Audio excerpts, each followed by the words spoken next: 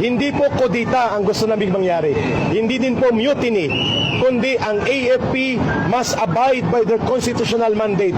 At ano po yung nakasaad sa konstitusyon? Article 2, Section 3. The armed forces of the Philippines shall be the protector of the state and the people. When the government, like what we are having right now under Marcos, does not serve the interests of the people, but rather facilitates the crime of plunder, it is only proper for the AFP to stand with the side of the people. Mapapadali ito lahat kung wala ng AFP sa likod ni Marcos. Pinipirmahan niya ang sindikato na budget na pinapalusot ng kanyang pinsan for the last 3 budget cycles.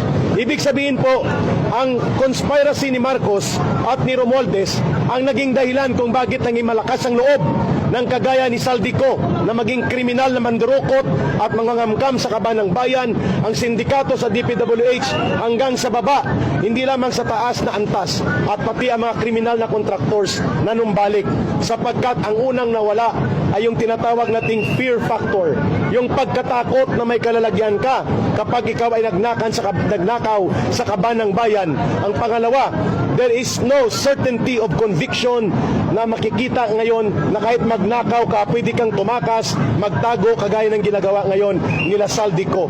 Iyan ang ating dahilan kung bakit lahat ng ito mapapanagot natin kung mapapalayas natin si Marcos sa poder at kapangyarihan. Pero hindi sa pamamagitan ng karahasan. People power na mapayapa, tuloy-tuloy, ngunit hindi tayo titigil na hindi siya bumababa. Pangalawa, mapapadali pong lahat ng ito kung dumagsa ang tao sa lansangan, mapipilitan ang Armed Forces of the Philippines to withdraw support from the Commander-in-Chief. Ito ang pinakamabilis na transisyon. Hindi tayo lalabas doon sa constitutional line of succession.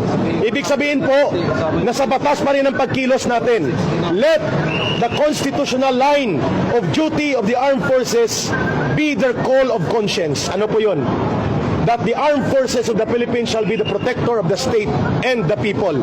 And Marcos and Romualdez are not the state. They are not the government either.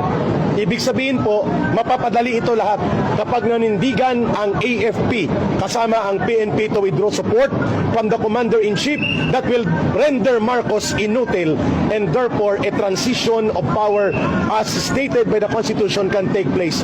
And then huhulihin natin si Marcos, si Romualdez at sila Saldico, papanagutin sila at bawiin ang ninakaw at dinambong na kayamanan.